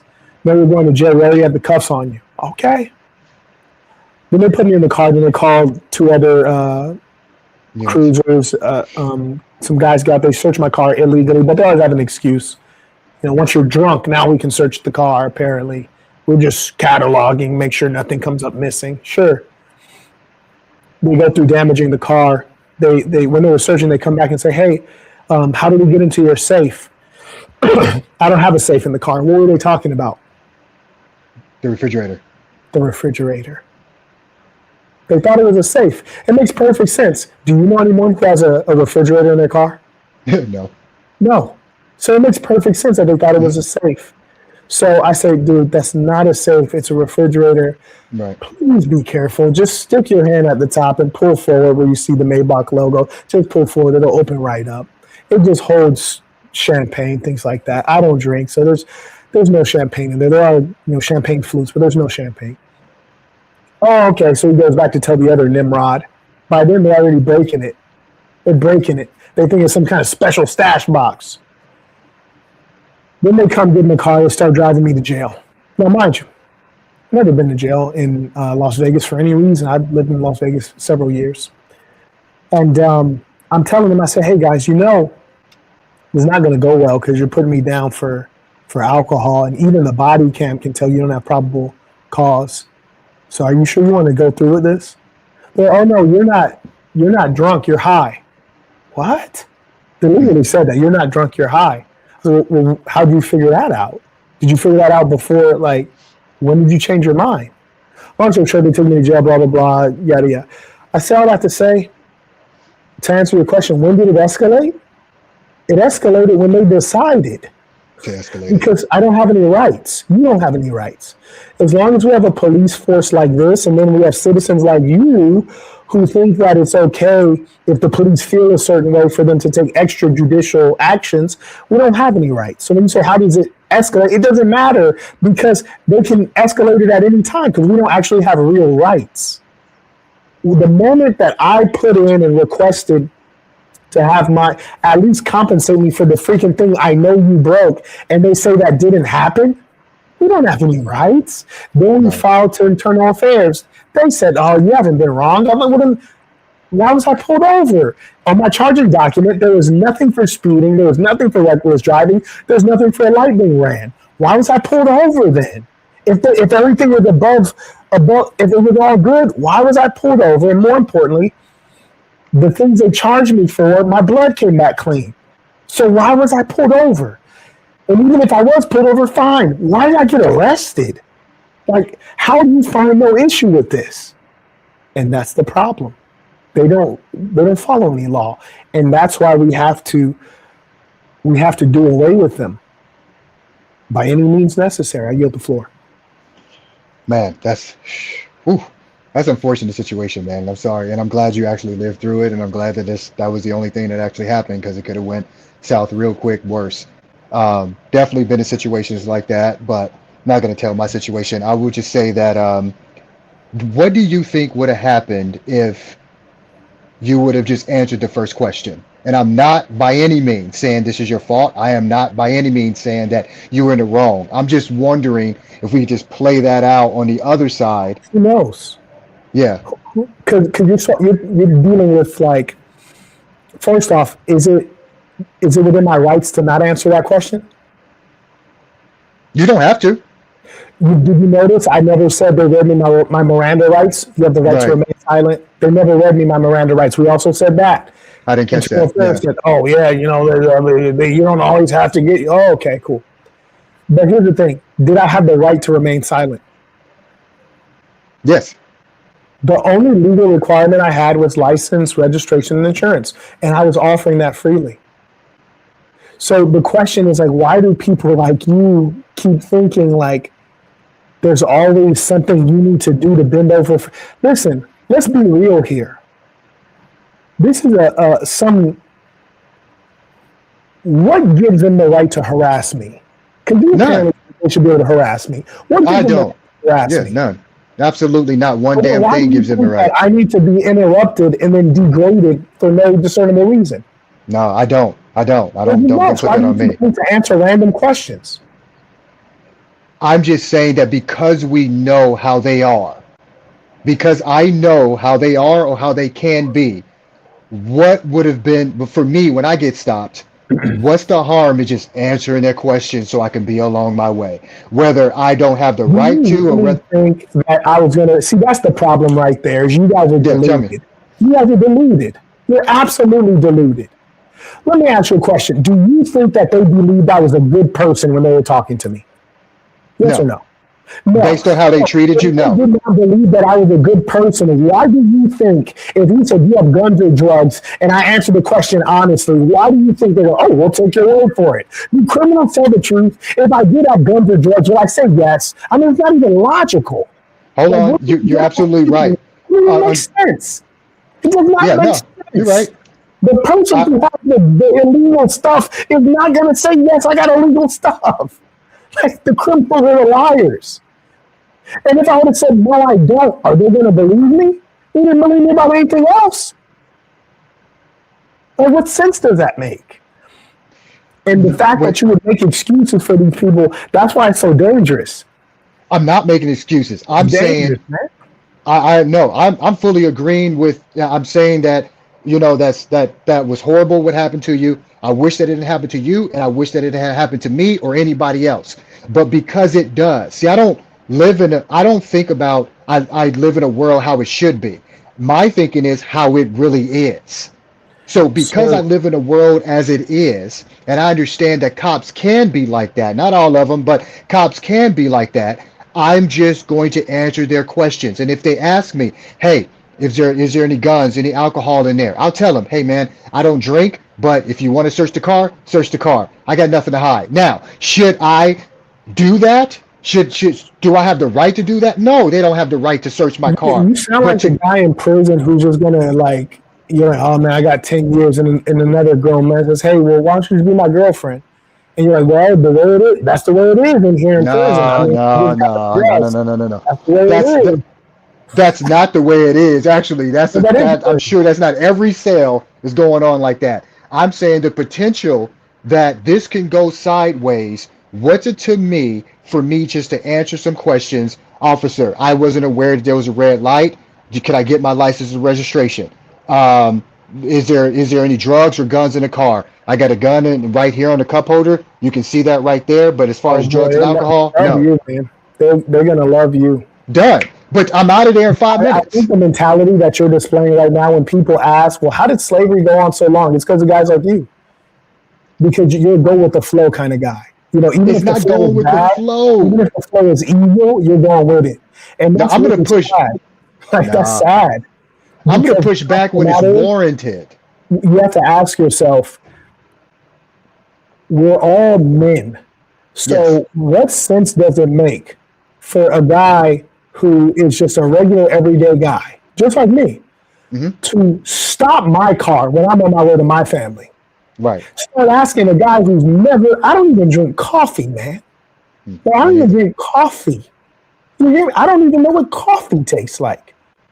You're asking a guy who is so drug-free and alcohol-free, like, do you have guns and drugs? It's a ludicrous question, even more so because I know for a fact that before they put me over, they already scanned my car, which brought up the registered owner of the car, which had my face, and would have also brought up my criminal record, which does not exist. So you walk up on a black guy that you already know is squeaky clean, and then you ask him, do you have any guns or drugs? And then you say that makes sense and we should just bend over and take it. That's the same mentality. That's house slave mentality. That's the Every, girl from the jailhouse mentality. every criminal didn't have a record before they did. So and so I Yeah, would but say that is it the every job of the criminal had a police to first. go? Is it the job of the police to go and try to find? Are they investigators? Is that what police are? Do they go try to discover crimes? Like this is That, highway patrol. it was a simple question. Do you have any guns, alcohol in the car? No, I don't.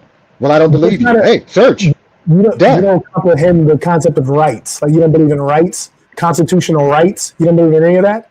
I Only do believe in believe in the government. constitutional rights, and I do. I mean, Do obviously, you I do believe in the believe in Bill of constitutional Rights? rights. And yeah, but You, what I'm saying is, in this particular situation of no, it's not about this stopping. particular situation. It's about do Okay, you go. believe in rights or not. Yes, Well, then why would you ask me to allow men to violate my rights? to move the situation along. That's my To point. Is you're the kind of guy that you take the easy way out, and that is immoral. Like your father should have told you literally, don't take the easy way out, now, son. No, that's really, no. My no, life is. really. I wouldn't Your be where father I'm should at have if I told took you, the don't easy take the way easy out. way out. I definitely Because would be. when we follow It's just your way it's of smart. non-resistance, when we follow non-resistance, well, it's not smart, it's stupid actually. The reason that it's foolish is because the more they have compliant Negroes like you, the more that the system maintains. And you maintain yourself in a second-class situation. It is the men who fight that change the situation. It's the men who sue the police department. It's the men who make it known that their rights were violated. It's the men who execute a media strategy. That's when the change occurs. But when everyone bends over like you, then they just keep on doing it to you with no Vaseline. Okay. That's not the easy way out. The easy way out. No, that's not the easy way. That's actually the hard way. That's what people don't understand. When you take the path of least resistance, in other words, you run from a fight, you're going to be fighting your whole life. You're going to be fighting so bad because people know they can abuse you. I choose my battles, and I'm not going to make a battle out of nothing. If I'm truly trying to get home to my wife and kids, But who that made the means more to battle? me. Who That made the means battle? that Who made means the more to battle? me. See, I'm not a. He pulled me over. My concern is my wife and children. I'm getting home to them. If I need to, hey, I don't have anything to hide. If you need anything from me, take it. But that's my concern.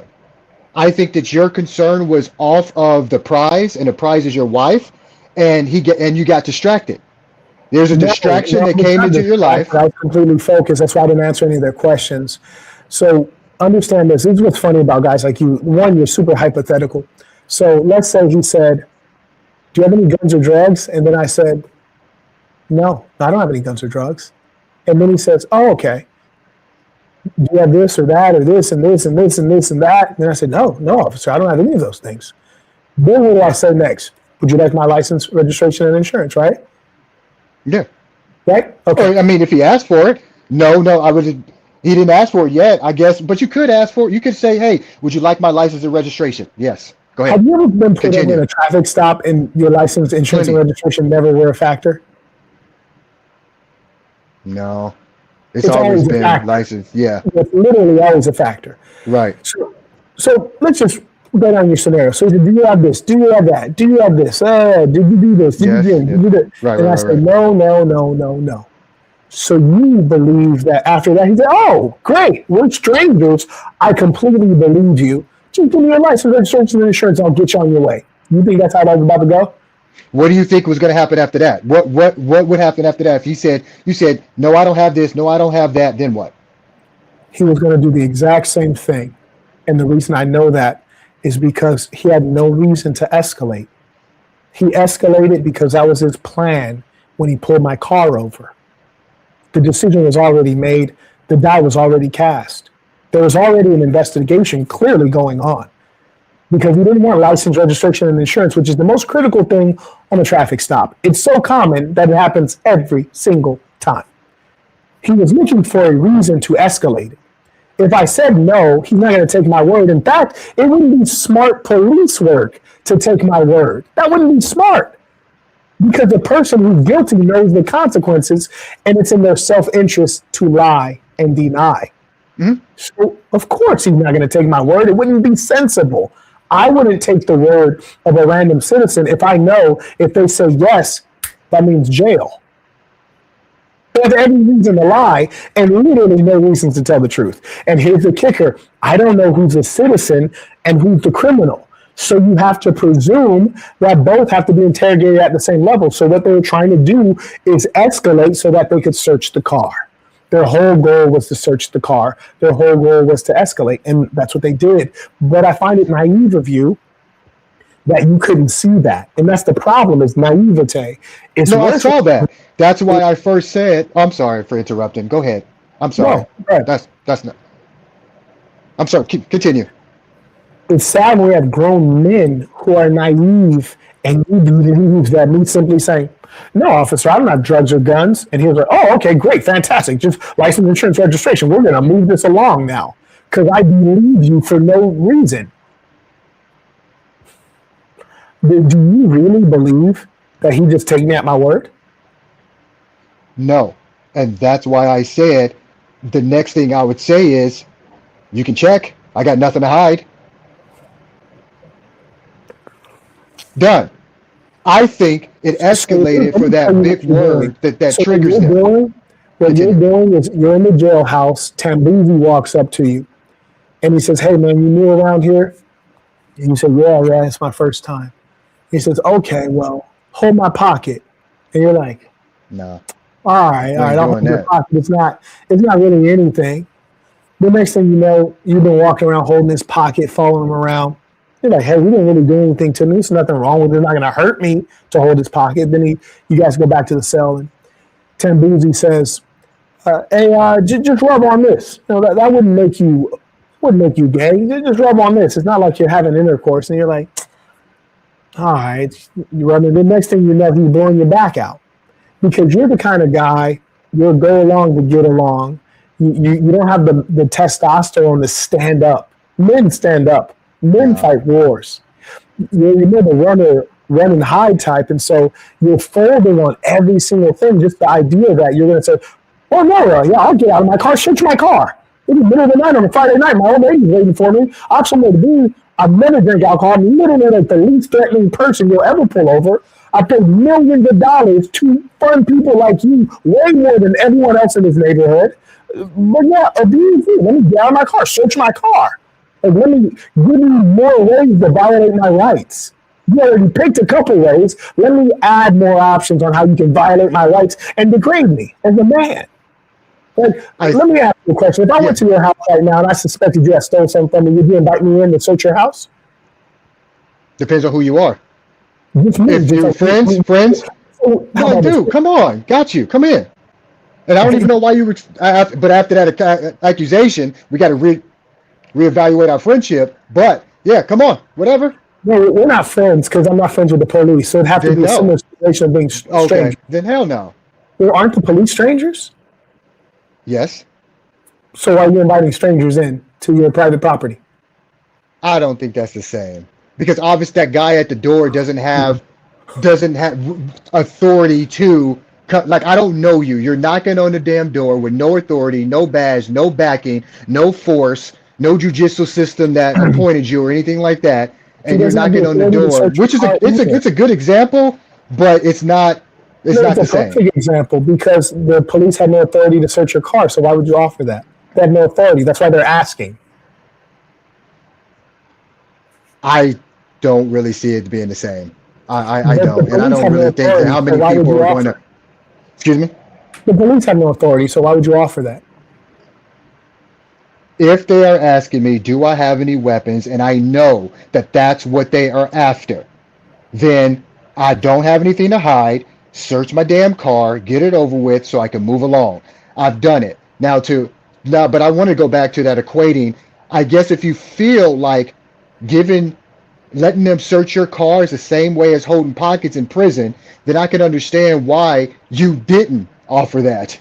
No, it's a matter of my rights. I know, for example, there's a woman named Dr. Martin. She's an emergency room physician. She would have done the same thing.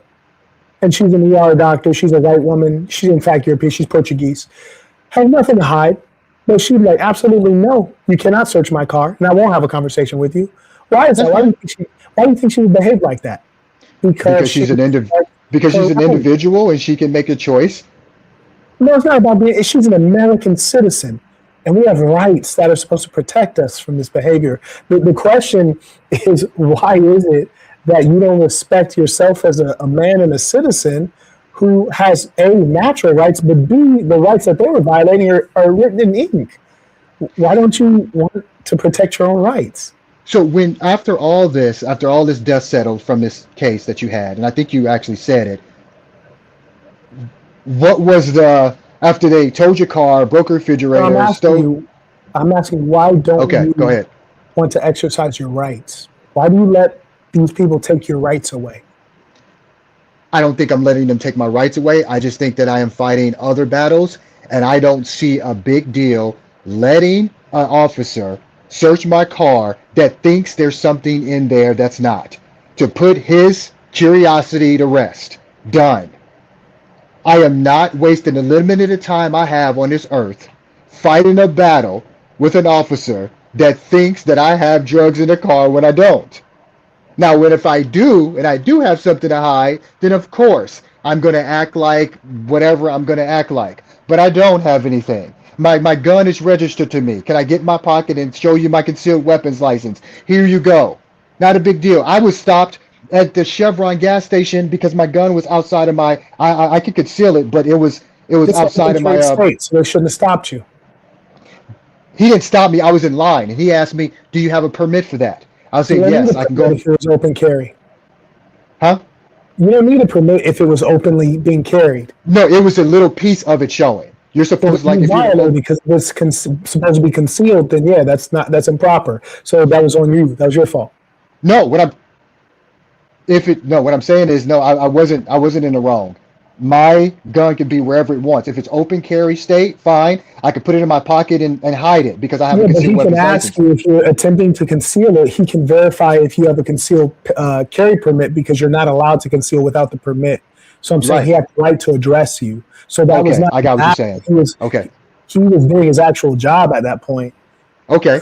Well, then I could say, oh yeah. So I was in Green Valley, making a left on Green Valley Parkway. I had my AR with my 100-round drum in the passenger seat. I was in my lower car because racing. I told you there was this SUV, Henderson PD. He looked over twice. He looked over and then came in the back of me and pulled me over. So he's like, "Hey, what's up with that?" I was like, "I just got back from the shooting range, or I'm going to the shoot. I can't remember what it was." And he was like, "Do you have your permit or whatever?" I did that. License registration done. He said, and then another officers came up because there's a police hub right there on Green Valley Parkway.